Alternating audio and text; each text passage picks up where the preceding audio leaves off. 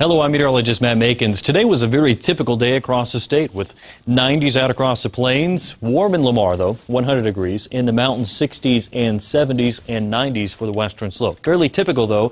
Denver's average high is 90. The average low is 59. We were very close to that for today. Since we've been a little bit cooler the last couple of days, we're no longer in the hottest July we've recorded. We've cooled off a little bit. And keep in mind, this is recorded at DIA. If you consider Centennial Airport, which certainly more of us live around Centennial than at DIA, the average temperature for the month of July is actually 3 degrees cooler. So DIA is in a bit of a hot spot. So it's kind of odd to compare us to DIA when nobody lives there. But anyways, I'll get off my soapbox now.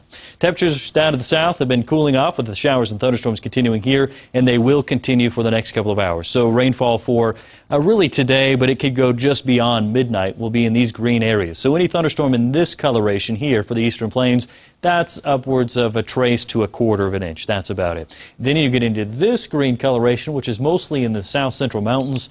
Just to the west of I-25, that's closer to a half inch. And this will continue until about 10 o'clock. And then once we get towards midnight and early tomorrow morning, everything should be relatively quiet. A few clouds, but not bad. Temperatures in the 60s on the plains, 40s and 50s in the mountains, 50s and 60s to the west. For tomorrow, the storms get going in the mid-morning. They continue into the afternoon, much like what we see this time of year. By 10 o'clock tomorrow night, still could be a little bit of a light rain around. But hopefully you can get some rain because tomorrow is about the last day for a decent rain chance. Highs for you, back in the 90s for the plains, Denver up to 94.